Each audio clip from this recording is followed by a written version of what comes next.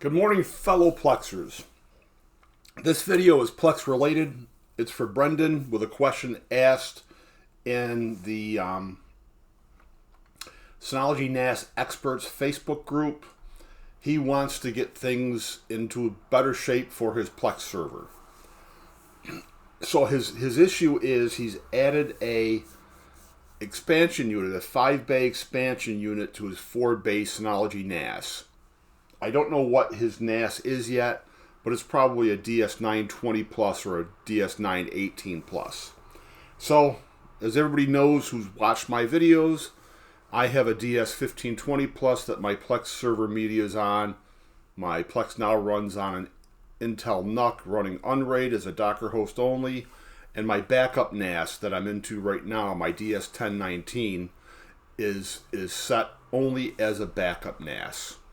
So let's show a little bit there. Let me start the other interface. It opened off screen. Well, okay, so let me minimize that. And I've downloaded official Synology wallpaper and then edited them in GIMP just to add the model number to the bottom, because just in case I have a senior moment, I don't want to be in the wrong NAS doing something without knowing where I am. So this is a little visual reminder for me. So if I go to Storage Manager here, I have a DX517 unit attached to both. On my newer system, the expansion unit is set up with its own volume. And if I go to my drives, you'll see that I have 16 terabyte drives in the main one, 5, and then I have 4 terabyte drives in the expansion unit here. This expanded volume has nothing to do with my Plex server. So let's go back to my older NAS, and let's minimize this. We'll go into Storage Manager. And now you'll see that everything's just one volume. And Brendan's main complaint is that he's missing storage. He expects a total of about 109 terabytes, but instead has, from his screenshot, 84.4 terabytes total. And I want to explain that to him, and then show him some settings and how to access his folder structure from his computer, which at this point, I'm just assuming is Windows. I'm not a Windows guy, so I can't show that fully. I'm in Pop OS. It's based on Ubuntu. But so let's leave that there for a second and show why he's missing drives. All right, what did I name it? RAID Calculators by Synology.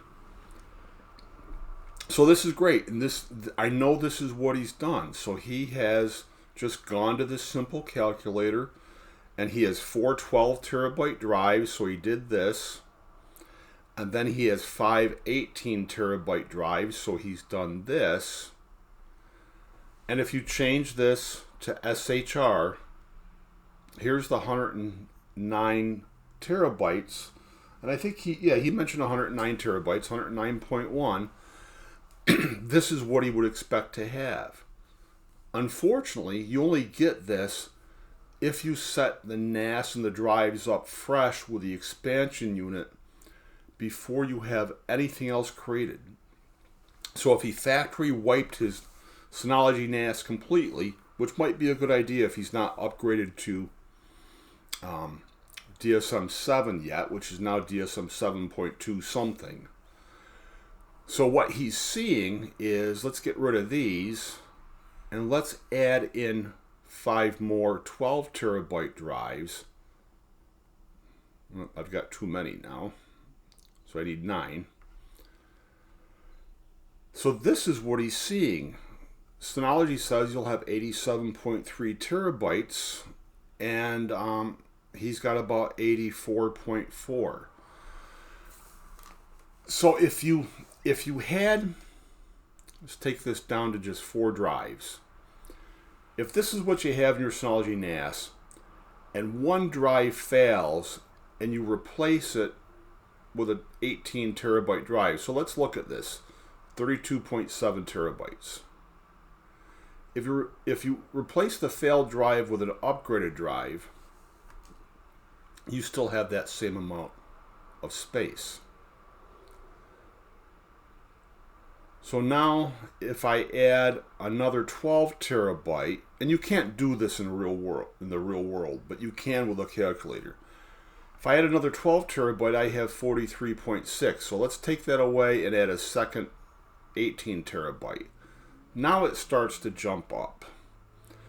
So I'm not exactly sure how he's added the drives or whether he's even using SHR. He could be using RAID 5. I don't know that yet. So let's compare both back with our original scenario. We've got 4 12 terabyte drives and 5 18 terabyte drives. Only with SHR was our number growing as we added drives. But with a RAID 5 configuration, any drive added after your initial drives gets treated as the same size drive, and here's the unused space. So my guess is he's using RAID 5 and didn't take some good advice to use SHR. So 87.3 is the number.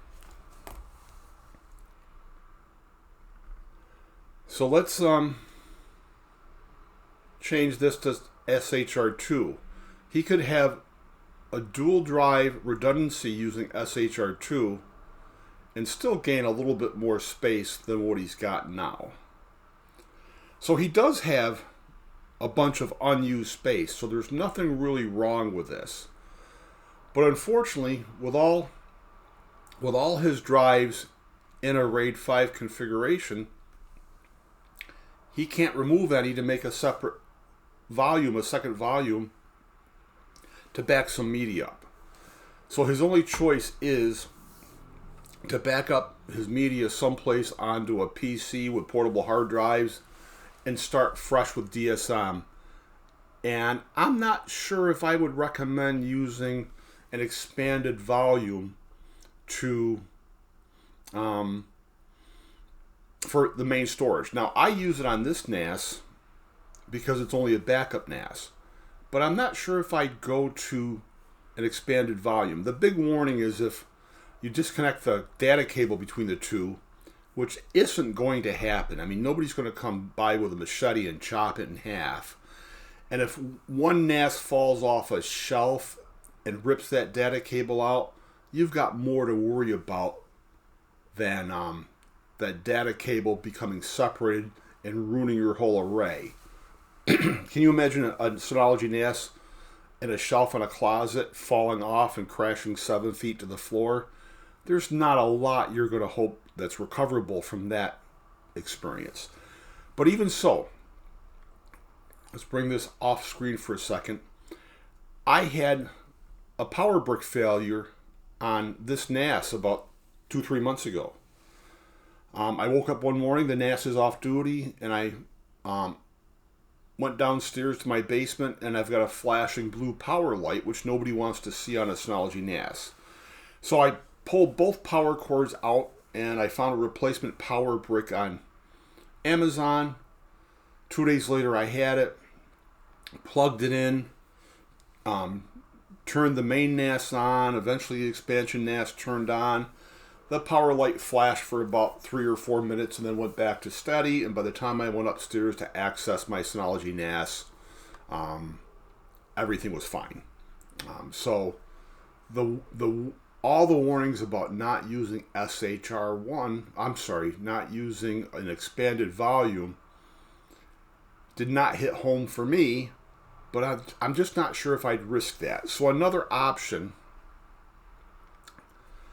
once he gets things set up, or once Brendan gets things set up, is to use a second volume And this is what I've done on my better NAS and what I did when I used to use the DS1019 regularly for Plex. You've got a lot of hard drives. You can keep your 4 drives under SHR under this volume and have your larger drives, the 5 of them, on the expansion unit, and you can have a movie library pointing to this one and a TV show library pointing to that volume. Or you can have a storage folder for movie and TVs on this one and one on that one, and just point to both locations in your Plex library. Now the split volume, the multiple volumes, will only screw up one thing, and that's if you have a star services setup, you are going to break atomic moves. And I've talked about that in different videos, but Brendan should talk to me if that is a real concern. If that's a real concern, you want one volume to keep the speedy atomic moves. So my suggestion would be to do exactly what he wants to do, move everything back to the computer, or everything he wants to keep back to the computer, and do a factory reset and set this up with one volume and use SHR. SHR2 is better for redundancy, but he's not going to have much more space than what he's got now. But again, even now, he's got 50 terabytes of free space, so he might want to consider the dual drive redundancy. So here's something important. Once you start replacing failed drives in a Synology NAS, let me go here. Even though I've got all this storage from these mixed drives, if one of these 8 terabyte drives go bad, I can only replace it with a 12 terabyte or larger drive. A boneheaded move, excuse me, would be you got a 20 terabyte drive, it fell in your lap, it didn't cost you anything, but you know you could never afford to buy 1 or 2 or 3 of those yourself. Do not put that 20 terabyte drive into this configuration to replace a failed drive, because that 20 terabyte drive now becomes the default size that you can add in the future. So then if you have another failed drive, only a 20 terabyte drive can go in. So if we go back to Brendan's estimate for SHR, he can get to this by doing a full factory reset. But in the future, if any of these 12 terabyte drives fails, it can only be replaced by an 18 terabyte drive. And let's show what happens here. So 109.1 terabytes. If we decrease that by 1 and increase that by 1, we slowly gain space.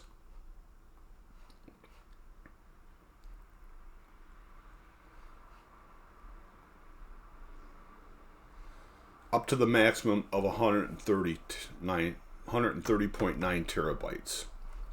All right, so that's all well and good, but Brendan still needs to know how to connect back to his computer to start copying files.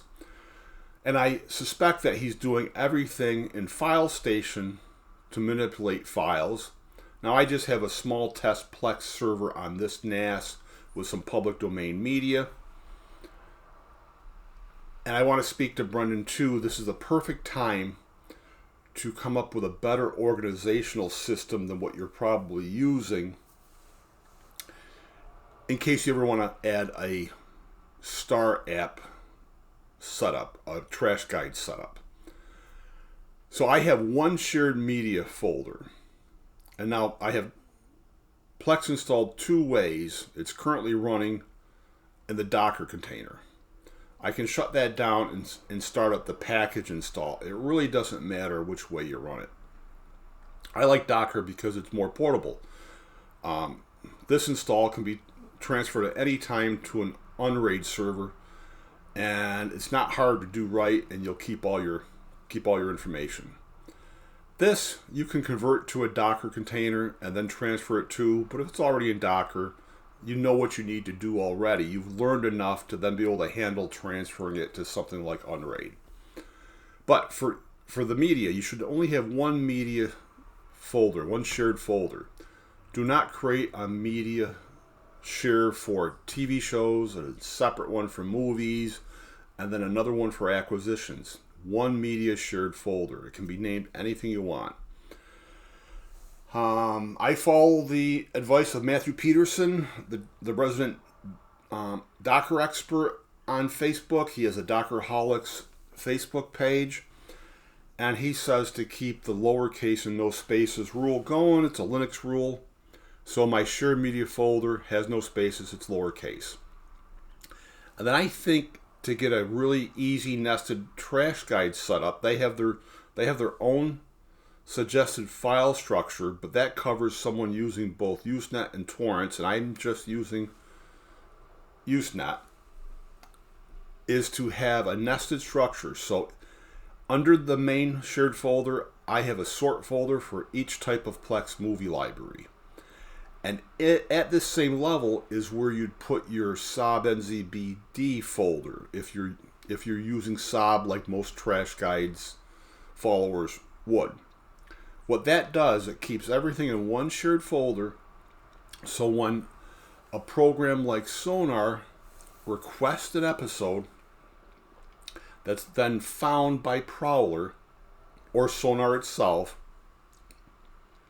and brought in through SOB NZBD to a folder at this same level, when Sonar goes to rename it and move it, it instantly happens. It moves from the acquisition folder to your actual TV library folder. And that way, if you're bringing in, say some long-running series that's got 10 or 12 seasons and there's 22 or 23 episodes per season, you'll just see Sonar and SOB do this, just one after the other based on your connection to the internet. If the file has to be moved from one shared folder to another, well, that's a copy and delete across your local network, and the larger the files are, the longer it takes. So now you're watching a file transfer kind of go like molasses instead of zipping across. And the next one's not going to transfer until the first one's complete, and it just slows the whole process down to a crawl. So the one shared media folder is really what you want. And Brendan, if you're not set up this way, when you reset your NAS up, hit me up. I've got a graphic that shows it even better than this. And I was going someplace else, and all right, none of my videos are scripted, and I just got lost here. Let's see if I can recover. I'll be right back. Okay, I'm back. So we've got this setup of what you probably want, but what you have now is what you have now. I can't show you all of this because I don't want to give away my admin names on this NAS. But if you've never set your NAS up to access on your computer, you go to the control panel, and first of all you go to shared folders, and you click on the shared folder that you want to have access to, and you click edit, and then you go into permissions.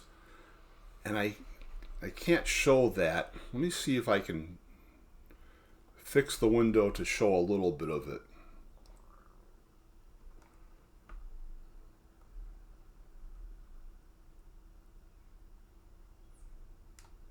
All right, so as Will at Space Rex always recommends, the default admin should always be disabled on the NAS, and you should create another admin with a super strong password. Well, so I've got my other users listed below this admin, and you want read-write access checked first of all. So let me fix this back up.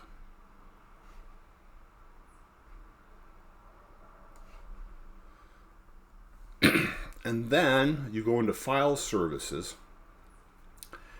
and SMB is what you need under Windows. I don't use Windows, but my my Linux desktop can access through SMB or NFS, and you see I haven't even enabled NFS service on this NAS. So when you're in the SMB settings, go to Advanced Settings, and this is what I have set up. Maximum SMB protocol, SMB3, minimum SMB protocol, SMB1. This is the range, client defined. It's not that hard. Just copy what I've got here.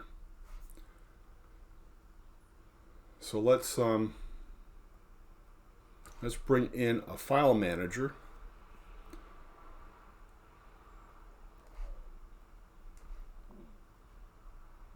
Now check Will's video that I recommended if you just can't connect easily. I'm already connected to this NAS. My password is stored permanently. So I can just go in there, but I want to show you something else first. I've got a test install of Unraid doing that I'm waiting to make another video on when a part comes in. And my normal Unraid install, I never access because I just have Plex running in a Docker container. I don't have any files on it. It's just a Docker host system only without any storage of its own. On this one, I have a test Plex server going, and I have media storage on it. It's the same public domain media that's on the NAS I'm talking about. Well, it was weird. I couldn't connect to this NAS the same way as I could my Synology NAS. And this is what I have to do.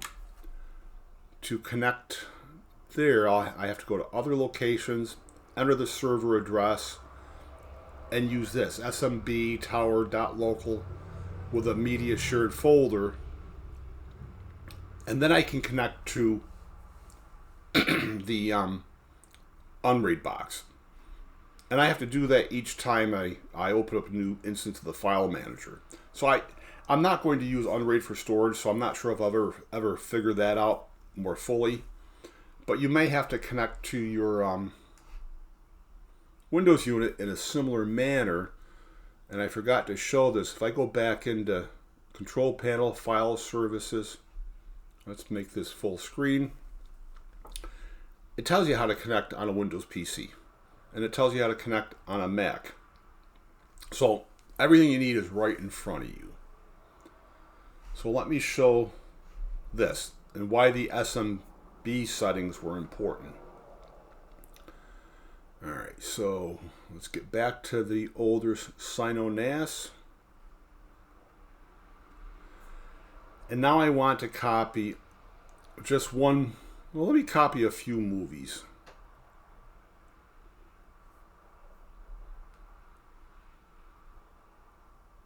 All right, this is a good one. It's 8.4 gigabytes in size. So you'll probably be cutting to move them and not just copying them. But I'm going to copy. It's the same transfer. And then let me go to home and let me just find a directory that I don't mind showing. I didn't prep for this part. Let me put it with my Linux ISOs. I'm just going to hit Control V to paste it. And my file manager window tells me it's copying. And if I wait a little bit, it's running at 80.9 megabits per second. Now, people think of that as being slow because they're looking at the MBS in comparison of a speed test. So if you take 82 and multiply it by 8,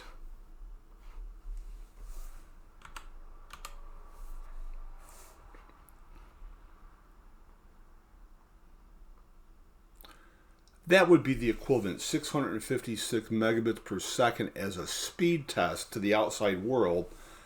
That's about what this transfer is. So before I change the settings on the NAS for the SMB share, I think I got around 27 MB per second which if you multiply it by 8, that's a much slower throughput. So don't rush into copying a lot at first. Run some tests and try to get this up higher. Now, I've got a gig networking infrastructure here with Cat 6 cables. So if I divide 1,000 by 8, that's about the maximum I could expect to see. And I've never tried to get higher than what I'm getting because this is always enough. And you see the file transferred.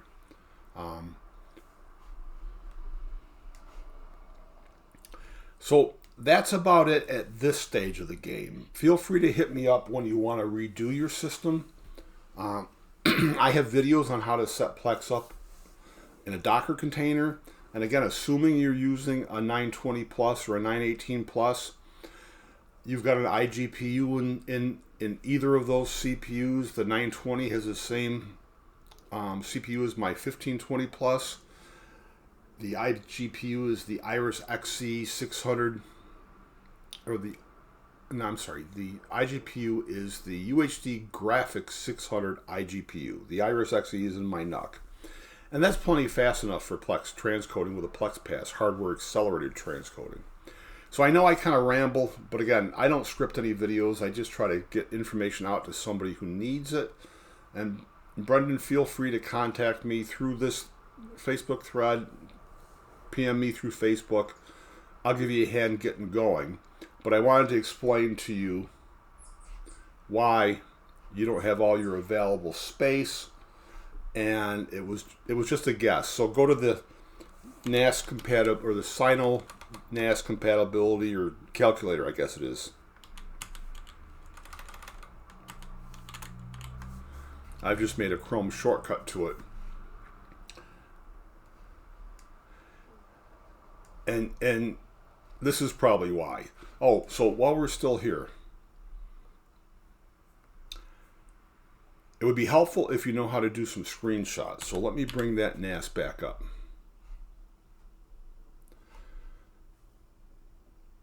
So what I'd actually like to see for confirmation is I'd like you to go here. Storage Manager, Storage Pool 1, and I want to see this information. Synology Hybrid RAID SHR with data protection for 2 drive fault tolerance. So it doesn't say a SHR2, but it is with a 2 drive fault tolerance. So to screenshot that on this Linux system is similar to how I think Windows does it. When I do a screenshot, I get a choice of what I want. I could do the full screen, or I could just do an area. And if I hit this, it's like a camera button. I've got the image captured to the clipboard. You don't need to buy anything. Go and install GIMP, the GNU image whatever program. You don't need to know how to use this. Once you're into it, you hit Control on your keyboard and hold it and press the V to paste. You've got the image. If you want to crop it, you can, but you don't have to because we've already cropped it. Go to File, Export As, and down here, select File Type by Extension. Make it a JPEG. Most of mine I use, because I'm a Linux guy, I use PNG. But I'll do a JPEG here. And just give it a name.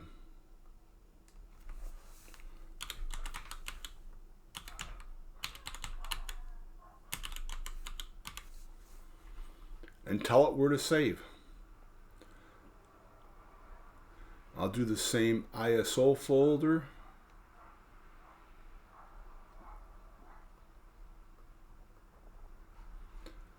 And export. Leave it as default, export. Discard changes to exit. And if I go back to the ISO folder, which is now off screen,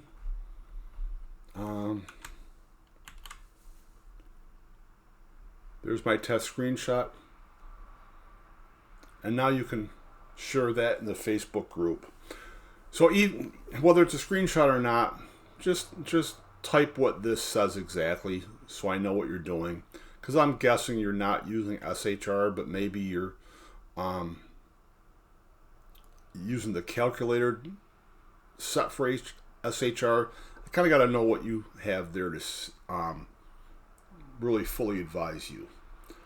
So anybody else, thanks for watching. And Brendan, again, feel free to contact me. I'll get this up next and share it with you.